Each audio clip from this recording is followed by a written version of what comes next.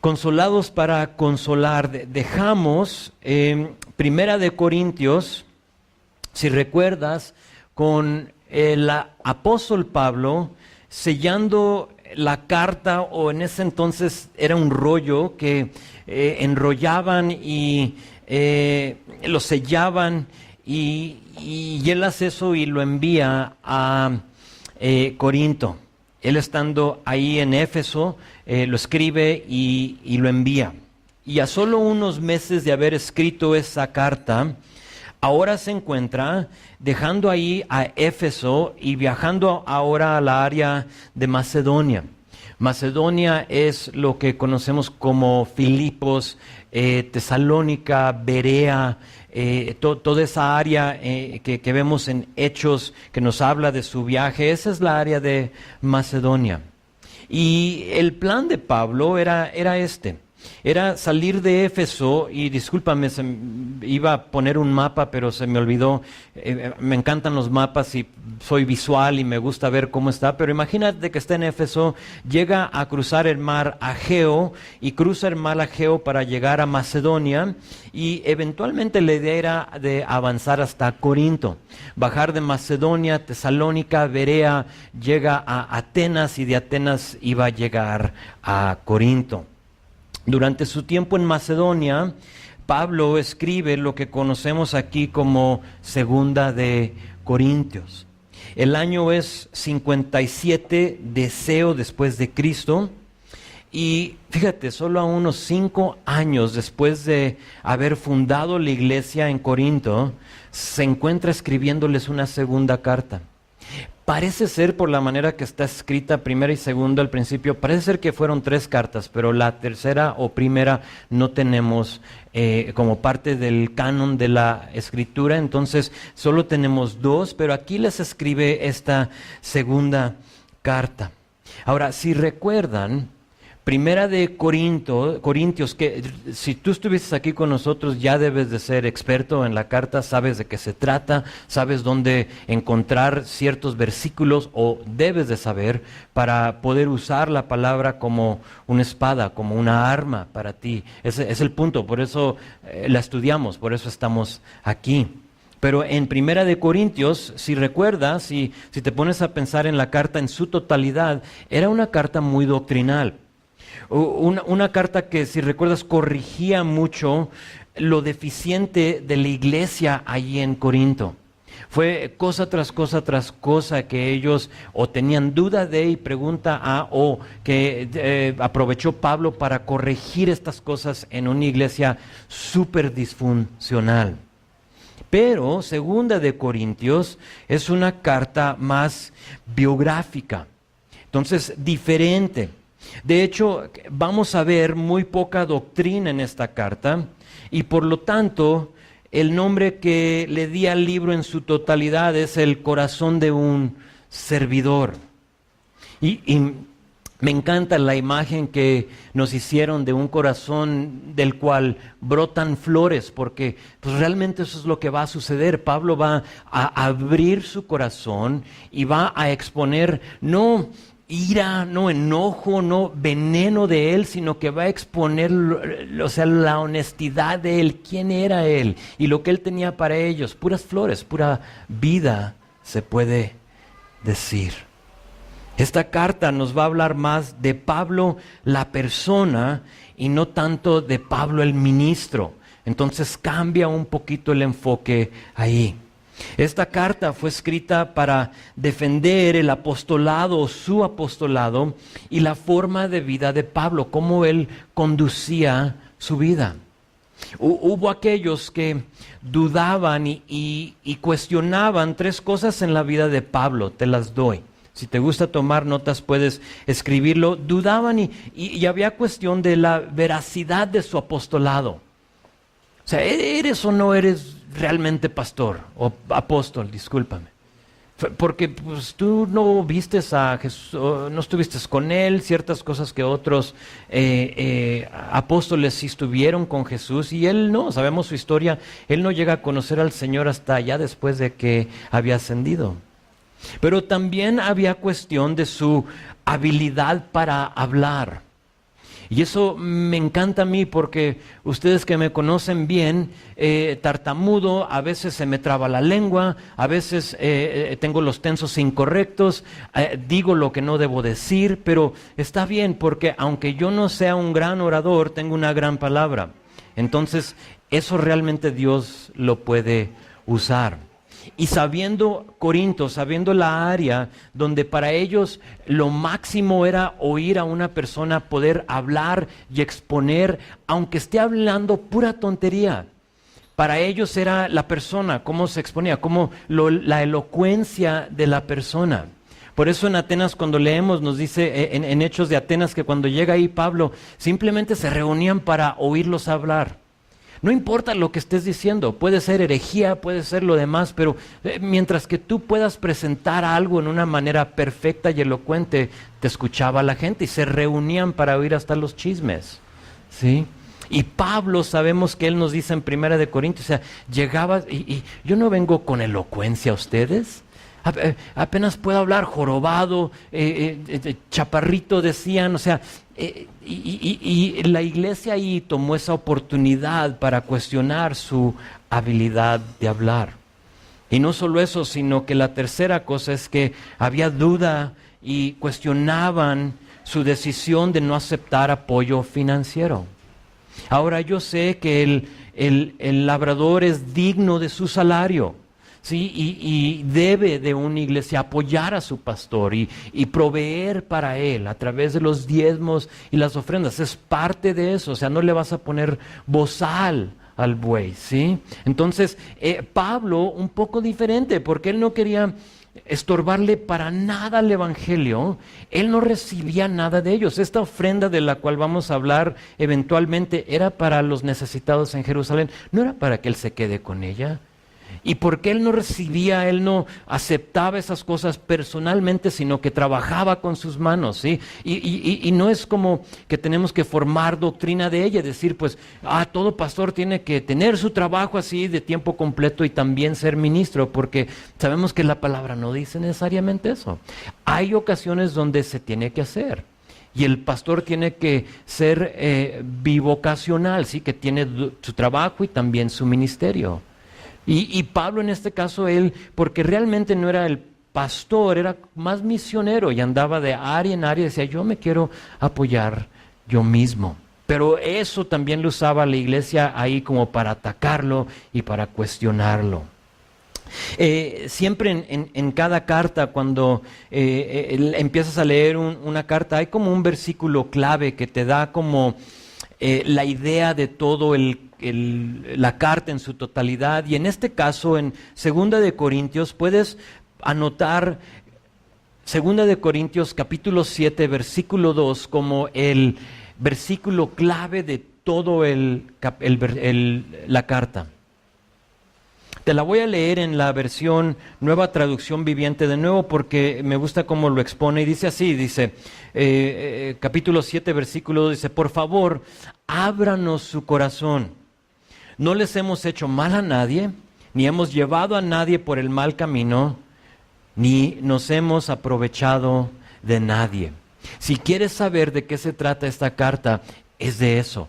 Es una defensa de Pablo hacia ellos para decirles, hey, no he hecho, o sea, abran su corazón, téngannos confianza. ¿Sí? Y sé que para algunos de nosotros, quizá tú estás aquí y alguien en el ministerio, otra iglesia, otra ciudad, en otro lugar, te lastimaron. Y por lo tanto, ¿qué suele suceder? Creamos unas barreras alrededor de nuestro corazón.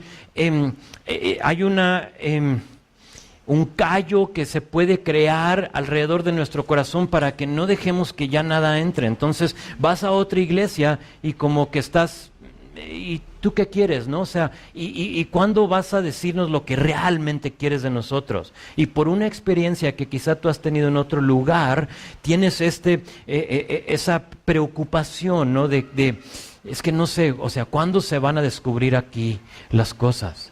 Y Pablo llegó y ellos como que tienen ese pensamiento de él. ¿Sí? Y él dice, no, abran su corazón, por favor, ustedes han visto que no les hemos hecho mal a nadie. Ustedes saben que no hemos llevado a nadie ¿a quién hemos desviado? Y luego les dice, no hemos aprovechado de nadie.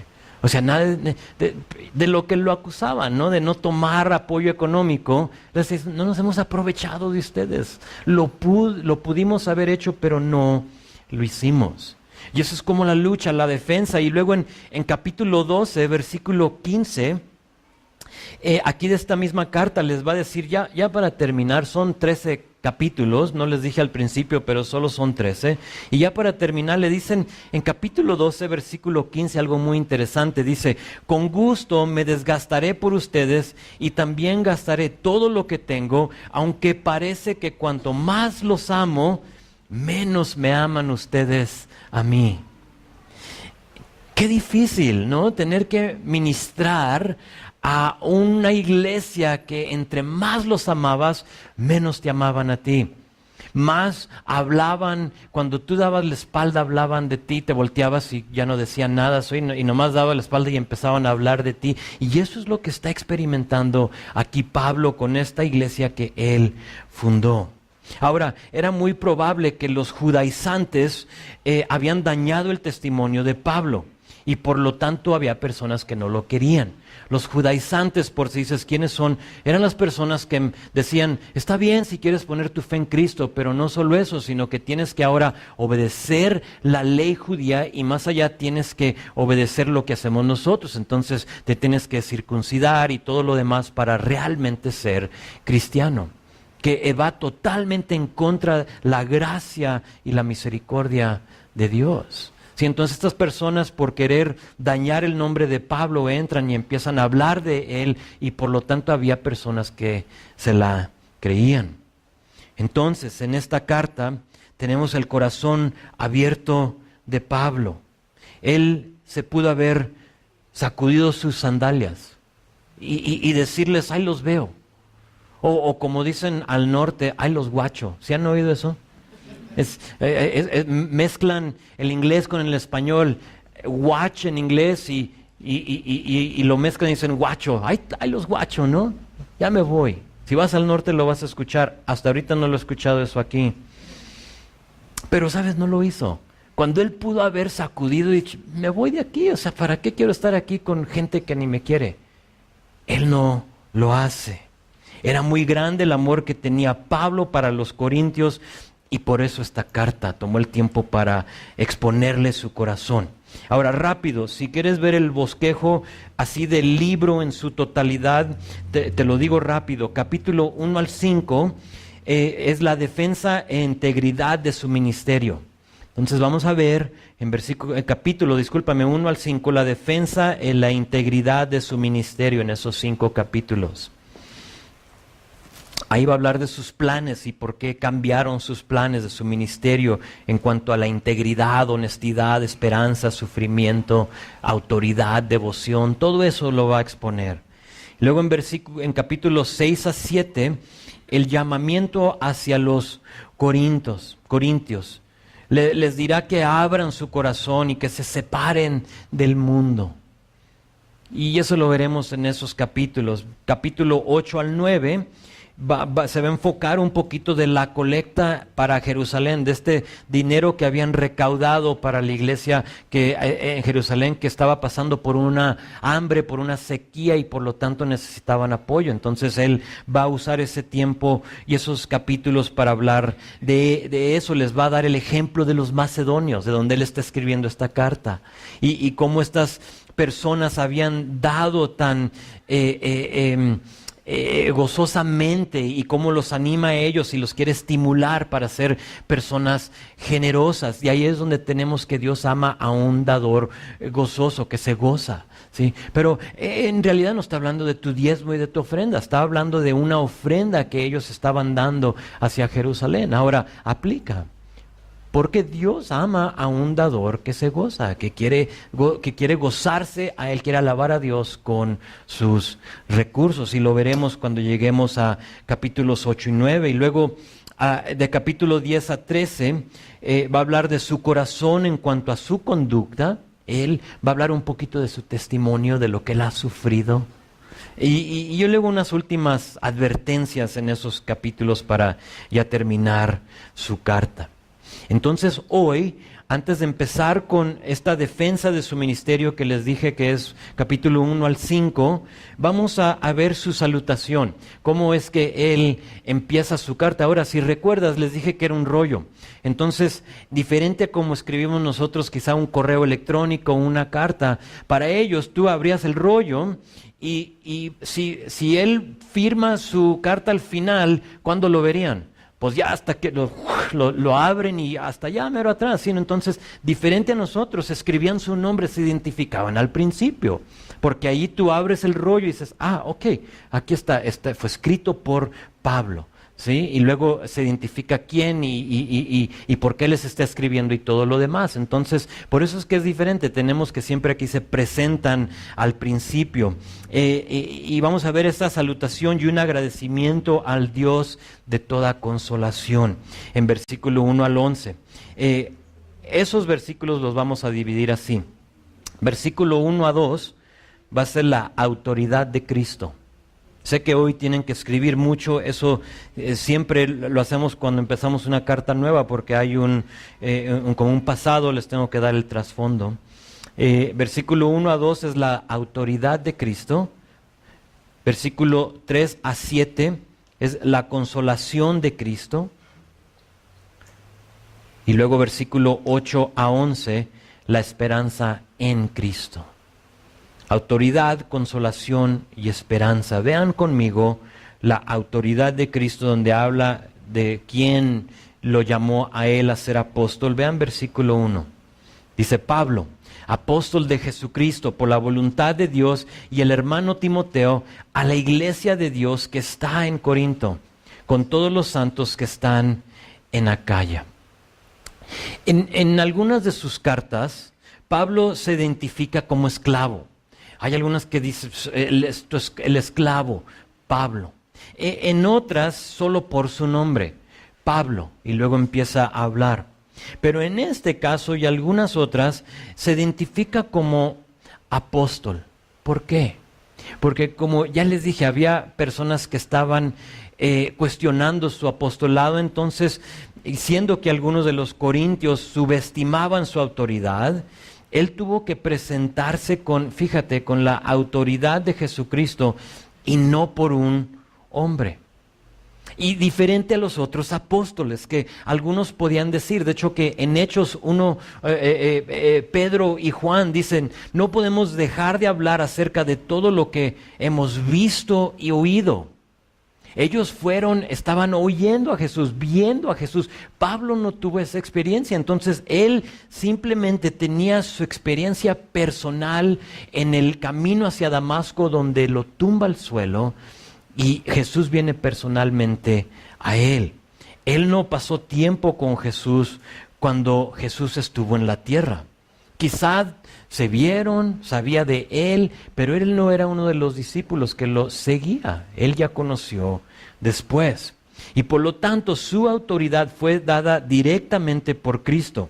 Y aquí se identifica de esa manera y les dice, estoy aquí con mi hermano Timoteo y esta carta la escribo a la iglesia en Corinto y a todos los de Acaya.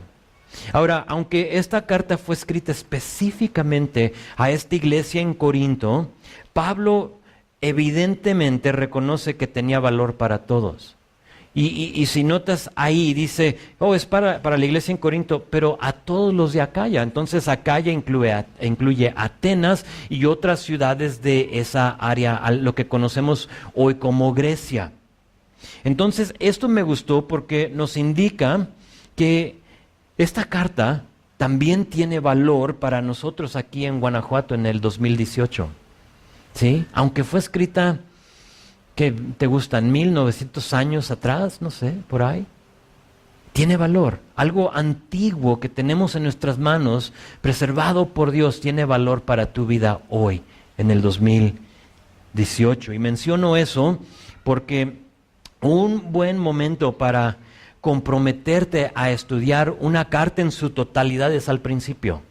Y tú has aterrizado aquí hoy, a lo mejor algunos no sabían que íbamos a empezar una carta nueva, pero es un buen momento para que tú tomes la oportunidad de proponerte en tu corazón a no faltar, a estar aquí para ver toda la carta, para que le puedas extraer todo lo que Dios desea para tu beneficio, porque fue escrita para los corintios, para todos los de Acaya y para los de Guanajuato.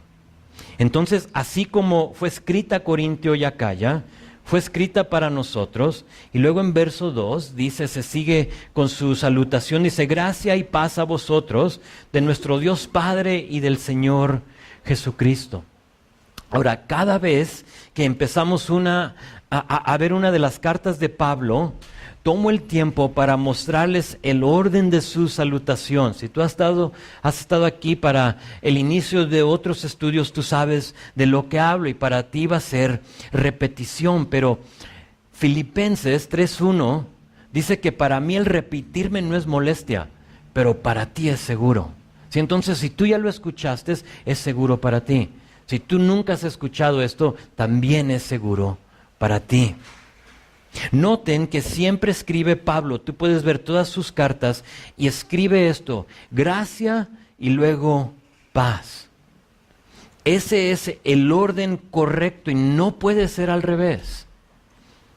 Es imposible experimentar la paz de Dios hasta que hayas experimentado primero la gracia de Dios. La gracia de Dios se experimenta cuando recibes el perdón por tu pecado y luego de ahí fluye la paz con Dios, porque cuando tú recibes eso ahora ya no hay una bronca entre el Señor y tú, ya no hay algo que los separa, hay una paz ahora. Eso es lo que ya apacigua el juicio venidero de Dios en tu vida, y ahora ya tienes la paz con Dios y luego de ahí fluye la paz de Dios. La paz de Dios es algo inexplicable, discúlpame. Y al final voy a hablar un poquito más de ella, pero por lo pronto vamos a avanzar.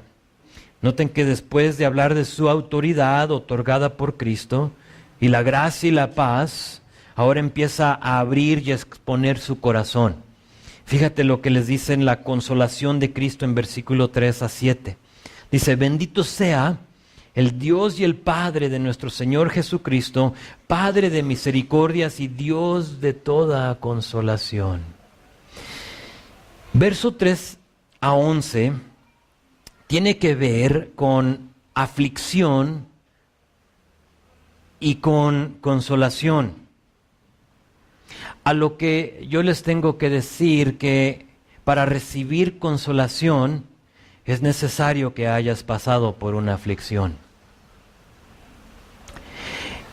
El único que no necesita ser consolado es Dios, porque aquí nos dice claramente que Dios, Jesucristo, es el Padre de misericordias y fíjate, de toda consolación. Teniendo muy claro que Él es la fuente de consolación, necesito que entiendan y que vean y que noten que no es consolación en algunas cosas o consolación de vez en cuando. Dios es el Padre de toda consolación. La palabra toda significa cualquier, cada o colectivamente. Dios es consolación. La palabra consolación indica llamar o convocar a su lado para exhortar, animar o refrescar. No importa la situación o circunstancia en la cual te encuentres, Dios te llama a su lado. ¿Sabes para qué? Para refrescarte. Dios te llama a su lado para animarte y como un padre que con su hijo pone la cabeza de su hijo así en el pecho y dice, ven, y te abraza, es lo que Dios quiere hacer contigo. Dios quiere ser el Padre de toda consolación para ti. Mi güerito, mi hijo de 5 años, yo tengo el privilegio de poder acostarlo todas las noches, que no lo tuve con los primeros 3. Yo en ese tiempo trabajaba y me iba antes de que despertaran y llegaba ya después de que estaban dormidos. Entonces para ellos fueron pocas las veces que los pude acostar, pero con el güerito ha sido una experiencia muy diferente y hermosa y le doy gracias a Dios por ella. Pero parte de mi trabajo como su padre es que cada noche me subo a su cama y me acuesto con él y cantamos, le canto su canción. Cada niño tiene su canción. Yo no las inventé, mi esposa fue la que se los dio, pero yo se las canto. Y luego oro por él, oro por sus hermanos. Y luego le digo, ¿quieres que me quede contigo un ratito? Y dice, sí. Y no recuerdo cuándo, pero en un tiempo él me dijo, sóbale por debajo. Y yo, caray, ¿qué estás diciendo? Y lo que él quería es que yo le sobara los pies. O sea, él con su... O sea, ¿quién no quiere eso, no? Todavía estoy en el proceso de que mi esposa eso haga para mí, pero todavía no llegamos a ese punto. Pero él decía debajo, porque debajo de su cobija. Entonces él me decía, o me dice todas las veces, todas las noches, sóbale por debajo. Entonces ahí estoy yo, acostado a un lado de él, sobándole sus pies. Y luego de pronto, una de esas veces, yo creo, le empecé a como acariciar los chinos en su cabeza, y después de tiempo me dice, haz eso. Y entonces estoy sobándole los pies, y un día me dice, haz eso. Y le digo, pues ¿haz qué? Y me dice, pues así sóbame la cabeza. Entonces, imagínate, yo ahí estoy todas las noches, ¿no? Sobándole los pies, sobándole la cabeza. Pero ¿sabes qué pasa? Se me duerme. Y ahí lo tengo a mi lado. Y de la misma manera Dios quiere hacer eso para ti. Dios quiere que tú te acerques a Él y que pongas tu cabeza sobre su pecho. Y que Él te acaricie los chinos o tu cabeza calva, lo que sea. Y que sepas que ahí es donde está la consolación, a su lado. Te pregunto, ¿en qué has recostado tu cabeza? ¿En qué has tú recostado? Para algunos de nosotros y para mucha de mi vida eran los vicios, eran las drogas. Quizá para otras personas buscamos consuelo en una relación con una persona o una multitud de otras cosas, mientras que Dios nos diría, aquí estoy, todo lo que tú necesitas lo encuentras en mí. Ahora, ¿cómo nos consuela Dios? Porque si Él dice que vayamos a su lado y Él nos va a refrescar, nos va a animar, nos va a exhortar, ¿cómo lo hace? Primordialmente en su palabra. Es como lo hace. Ahora, ahorita veremos en un momento que también usa a otras personas, pero siempre en su palabra. Y si tú te sientes solo o débil, Isaías 41:10 es para ti. Y quizá tú estás aquí y te sientes solo. O te sientes un poco débil. Palabra. Si tú llegaste aquí esta mañana y algo o alguien te está provocando temor, Deuteronomio 31:6 es tuyo. ¿Tienes temor? Deuteronomio 31:6 es tuyo. O esta mañana quizás a ti te sigue venciendo la tentación y quieres ya que eso pase de tu vida, ya quieres dejar ese vicio, quieres dejar esa cosa que te tropieza tan fácilmente, pero te sigue venciendo la tentación. 1 Corintios 10:13 tiene que ser tu himno y tú te lo tienes que memorizar y saber lo que Dios dice para ti. De esa manera Dios te quiere consolar. O quizá tú esta mañana careces de gozo en tu vida.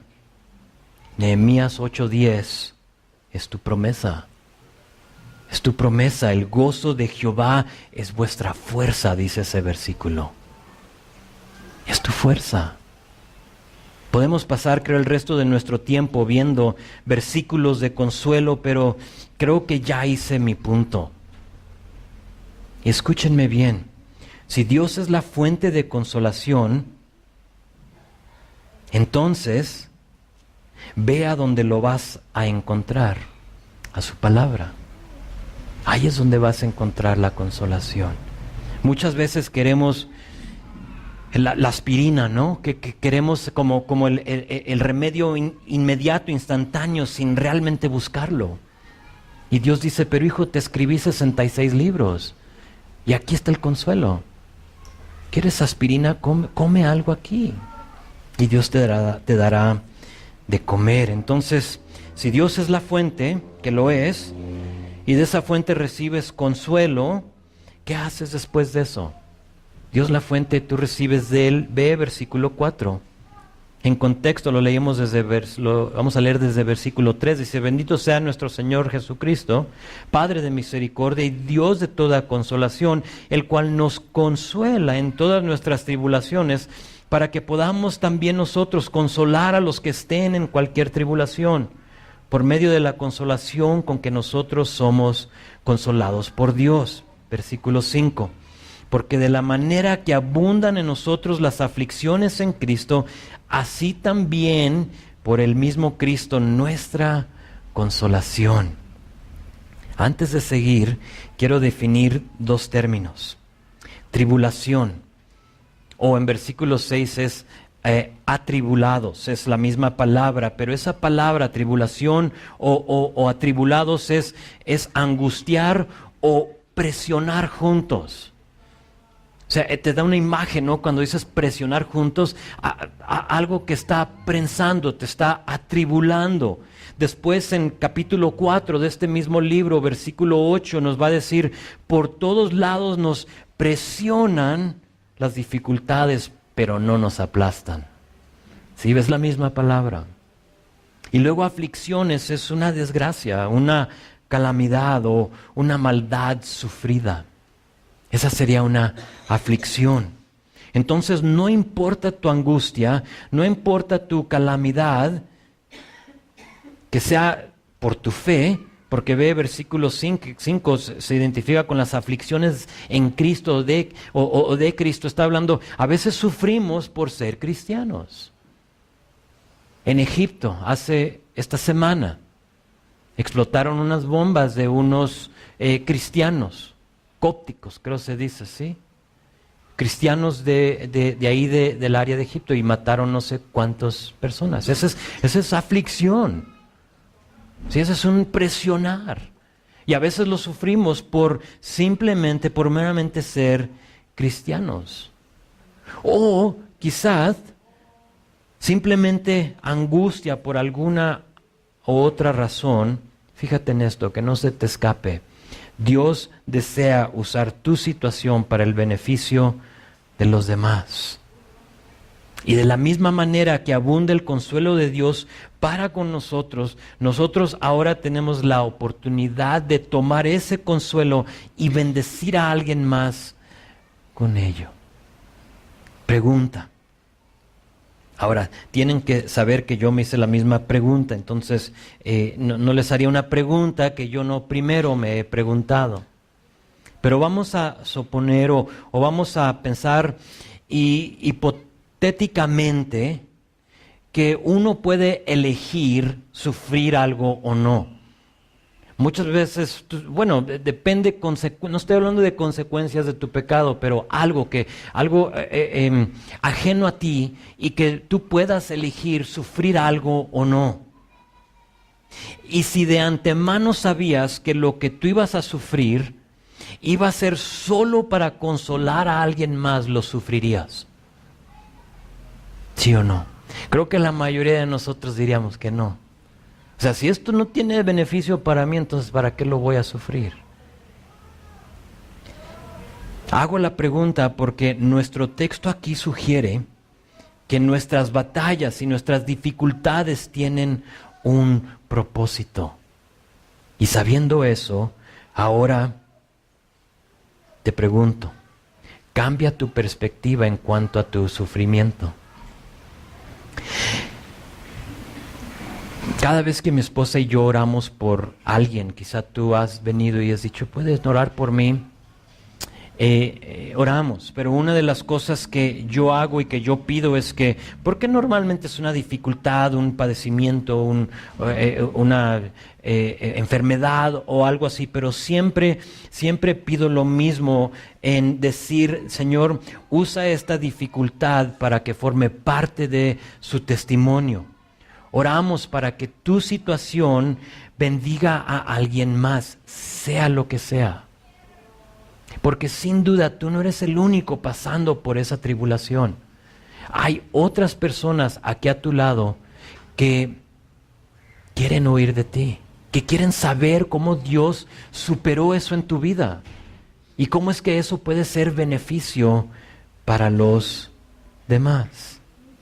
No sé tú, pero hubo un tiempo en mi vida que yo quise cambiar el pasado. Hace una semana retrasamos el reloj una hora, ¿verdad? Ha habido veces que yo digo, Señor, ¿podemos retrasar como 20 años para volverlo a vivir? Porque yo veo todo lo que desperdicié. Recuerdo las situaciones difíciles que viví.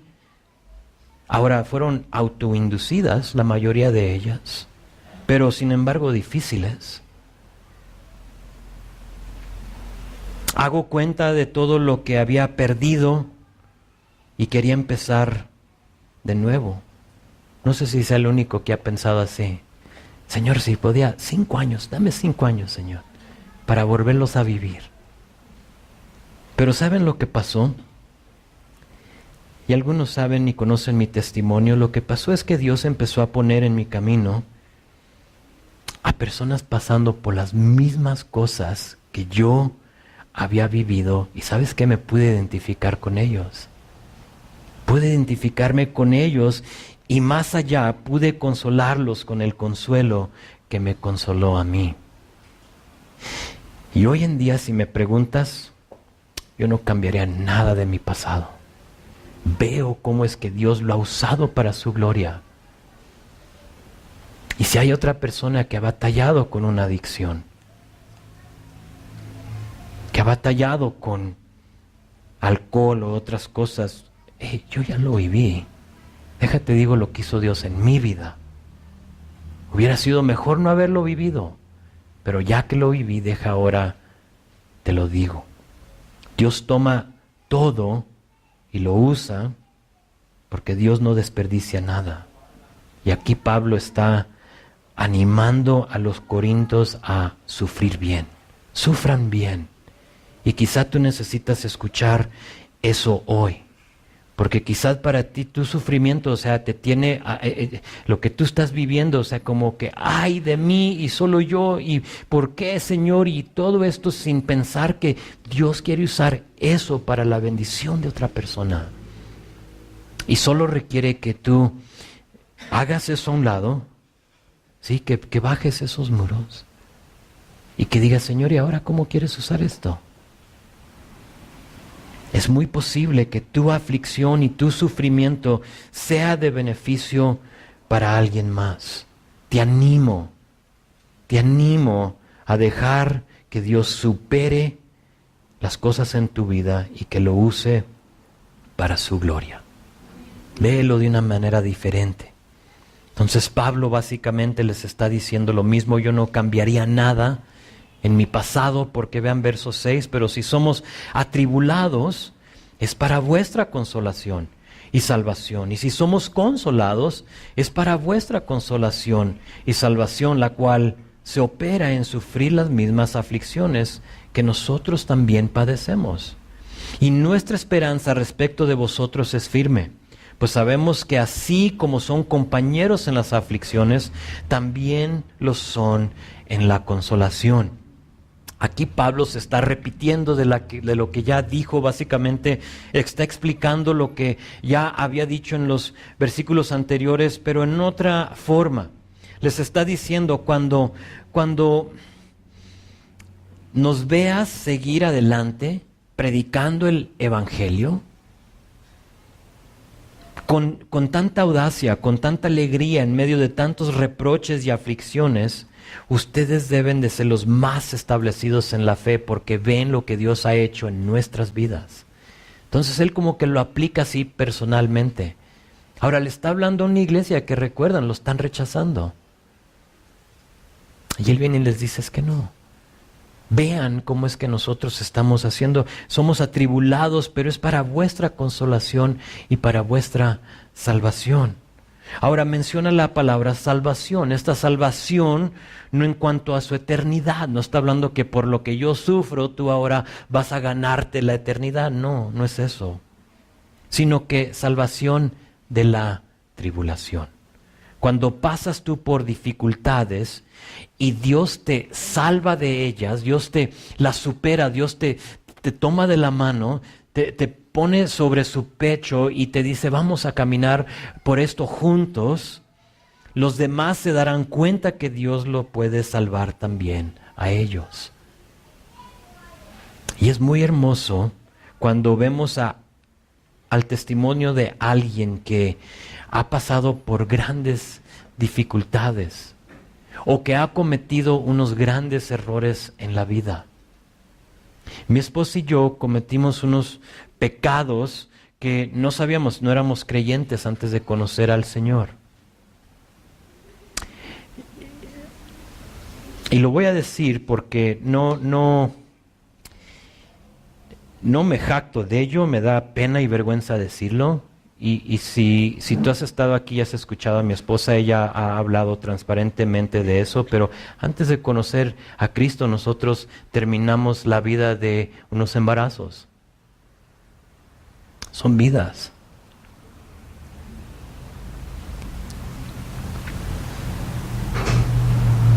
Por eso te digo que si podía yo atrasar el tiempo, lo haría.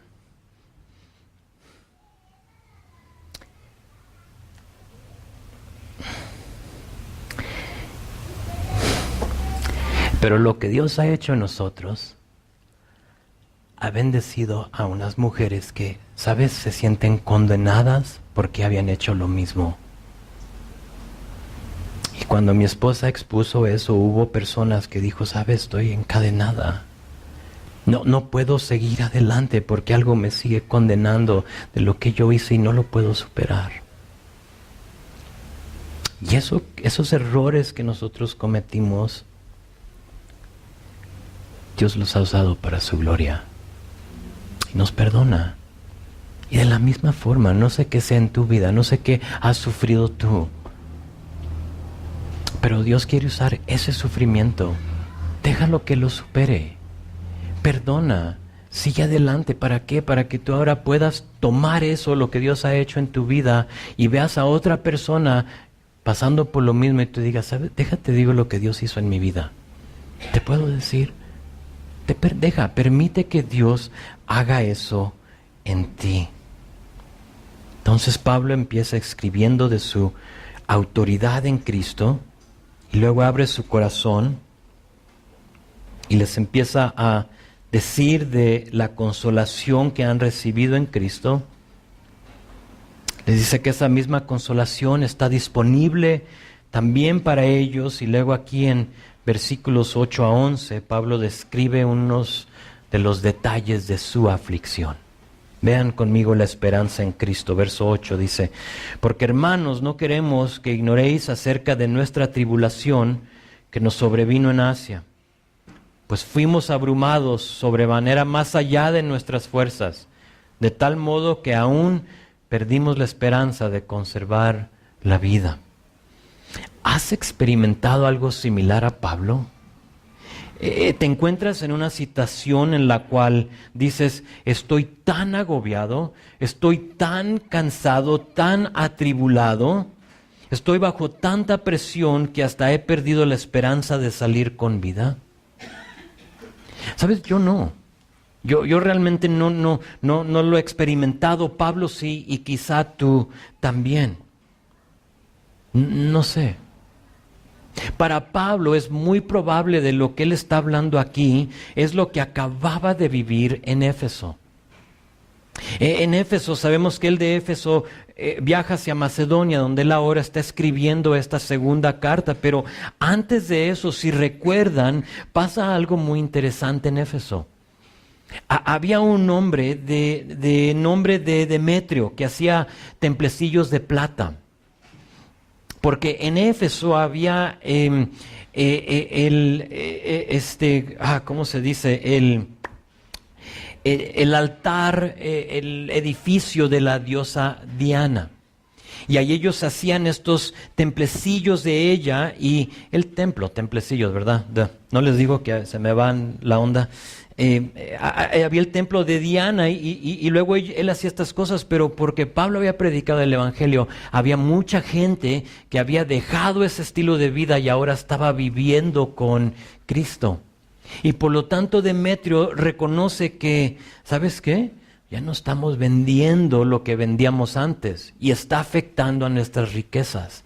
Entonces él toma a los demás, a los otros hombres que hacían lo mismo y los estimula y les empieza a decir, hey, esto es peligro para nosotros. Les dice ahí en Éfeso, en Hechos 19, les dice, como han visto oído que este Pablo, no solamente en Éfeso, sino que casi en toda Asia, ha apartado a mucha gente con persuasión, diciendo que no son dioses los que se hacen con las manos, y no solamente hay peligro de que nuestro negocio venga a desacreditarse, sino también que el templo de la gran diosa Diana sea estimado en nada, y comience a ser destruida la majestad de aquella a quien venera toda Asia y el mundo entera. Entonces, los estimula, los alborota, se puede decir a todos. Y cuando oyeron estas cosas, se llenaron de ira y gritaron diciendo, grande es Diana de los Efesios. Y luego fíjate, verso 29 dice, y la ciudad se llenó de confusión. ¿Cuántos eran? Era toda una ciudad. Ahora no sabemos si todos, sabemos que Éfeso se dice que era una ciudad del tamaño de Guanajuato, eran unos 225,000 personas en la ciudad de Éfeso en este tiempo. Entonces eran todos, no creo que todos, pero la mayor parte se puede decir. Y la ciudad se llenó de confusión y a una se lanzaron al teatro, es lo que tenemos ahí, no sé si nos puedas enseñar, esto es lo que queda del teatro ahí en Éfeso. ¿Sabes cuántas personas que habían ahí? 25,000 personas. Entonces llegan y se llena el teatro de 25,000 personas. Estaban todos confundidos y en eso arrebatan a Gayo y Aristarco. Eran macedonios de donde está él. Eran compañeros de Pablo. Entonces los agarran, los toman y los ponen enfrente de todos ahí. Y luego dice, queriendo Pablo salir al pueblo, los discípulos no lo dejaron. También algunas de las autoridades de Asia, que eran sus amigos, le enviaron recado, rogándole que no se presentase en el teatro. Unos gritaban una cosa y otros otra, porque la concurrencia estaba confusa y a lo más no sabían por qué se habían reunido. Y sacaron de la multitud a uno, Alejandro, y lo empujaron y lo sacaron. Entonces Alejandro pidió silencio con la mano, quería hablar en su defensa ante el pueblo, pero cuando conocieron que era judío, todos a una voz gritaban casi por 2 horas, grande es la diosa Diana de los Efesios. De ahí sabemos que el alcalde, el secretario de la ciudad apacigua a la gente y eso le da oportunidad a Pablo de que vaya y sale de ahí y ahí termina ese alboroto. Pero piénsalo, si de ese alboroto se refiere Pablo, imagínense tener a toda una ciudad, a todo un estadio a tu contra. Lo querían desgarrar a Pablo. Y si eso es... Y si eso es de lo que está hablando Pablo aquí, nos revela que habían perdido toda esperanza de salir con vida. O sea, él como veía las cosas, no había manera de escaparse. Y llegó un momento en su vida donde dijo, ya no, o sea, aquí terminamos. Y no sé si algo a lo mejor en tu vida te ha causado pensar lo mismo. Y es en esos momentos de desesperación y de desánimo que no nos queda otra más que hacer ¿qué? Confiar en Dios. ¿Qué más vas a hacer? Y vean lo que eso es exactamente lo que hace. Vean verso 9 para terminar. Dice, pero tuvimos en nosotros mismos sentencia de muerte, para que no confiásemos en nosotros mismos, sino en Dios, que resucita a los muertos, en cual nos libró y nos libra, y en quien esperamos que aún nos librará de tan gran muerte, cooperando también vosotros a favor nuestro con la oración, para que por muchas personas sean dadas gracias a favor nuestro, por el don concedido a nosotros por medio de muchos. Dice Pablo, cuando ya no sabíamos qué iba a pasar, cuando sentíamos nosotros la muerte ya muy cerca, nos quedamos con nada más que con nuestra confianza en Dios. Es todo. ¿Y qué creen? Dice, y nos libró, y nos libra, y en ese momento lo hará otra vez. O Él nos libró, y nos va a librar otra vez. Ya es tarde, y me pasé un poquito de tiempo, entonces quiero terminar, vamos a terminar con unas últimas preguntas aquí, ya como para resumir estos 11 versículos de la consolación.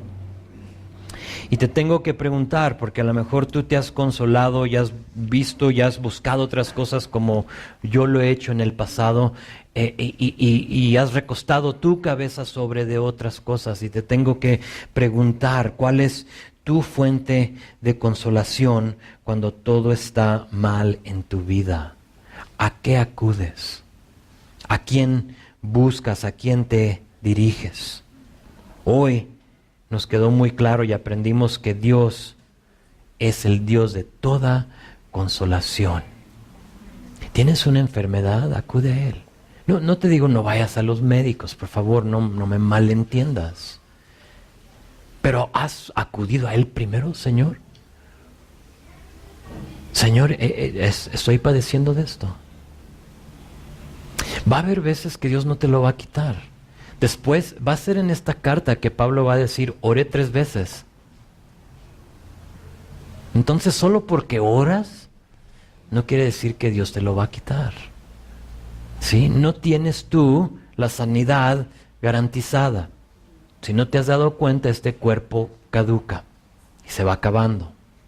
¿Sí? Entonces, es parte de... Pero ora. Busca a Él primero en todo.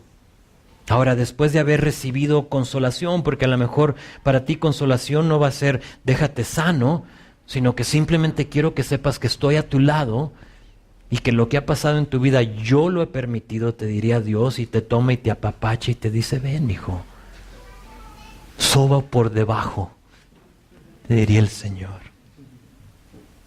Pero después de haber recibido consolación y solución a tus problemas y aflicciones, ¿qué haces? ¿O qué has hecho con ello? ¿Te lo quedas? O sea, ¿es mío? ¿O lo has usado para otras personas? Te animo a que busques formas de compartir lo que Dios ha hecho en tu vida. O sea, sea atento a lo que Dios, a lo mejor hay alguien aquí y Dios ha superado algo muy grande en tu vida y Dios lo quiere usar para alguien más, tú ni lo sabes, pero pida, no sé si has orado eso, Señor, muéstrame, porque yo quiero decir de lo que tú has hecho en mi vida. Busca consolar a los que están en cualquier tribulación por medio de la consolación con la cual tú fuiste consolado. Ese es el punto del sufrimiento. Por eso Dios lo permite. Y 3, y todavía una cosa más.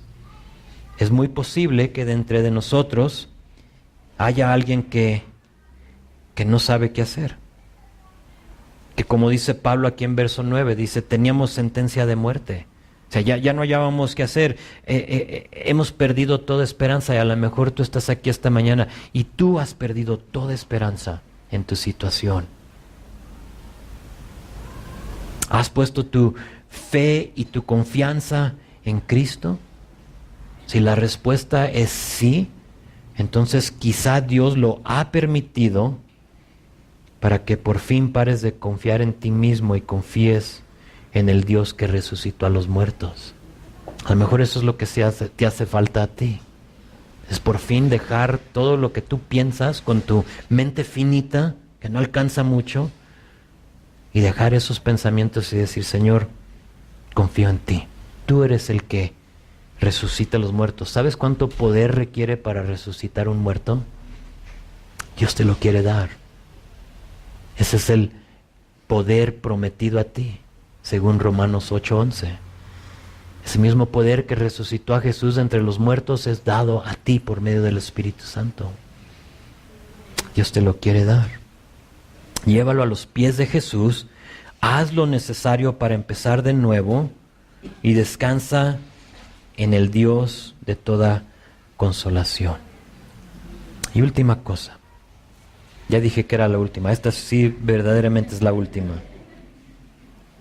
Por eso Pablo en capítulo 3 de Filipenses dice finalmente, y todavía le quedan 2 capítulos de escribir, ¿verdad? Así pasa. Quizá tú sientes lo mismo. O sea, tienes algo que ya te tiene totalmente desesperado, pero porque nunca has puesto tu fe y confianza en Cristo, no tienes acceso al consuelo. Y no me puedo ir sin preguntarlo, porque quizá hay alguien aquí que nunca ha puesto su fe y confianza en el Señor. Tú nunca has orado, tú nunca le has pedido, Señor, perdóname por mi pecado. Tienes que saber que Dios te amó de tal manera que Él dio a su Hijo unigénito para morir en tu lugar. Y por la sangre derramada de Jesús, lo que celebramos en la cena del Señor, Dios te perdona. En unas semanas vamos a ver capítulo 5, donde dice que al que cometió pecado, al que no cometió pecado alguno, que es Cristo, por nosotros Dios lo trató como pecador, para que en Él recibiéramos la justicia de Cristo. Y tienes que saber que ese consuelo solo está a una decisión de distancia de ti. Y si nunca has puesto tu fe y confianza en el Señor, simplemente tienes que orar de tu corazón, creerlo en tu corazón, confesarlo con tu boca, y Dios te brinda esa consolación y esa paz que solo viene de Él.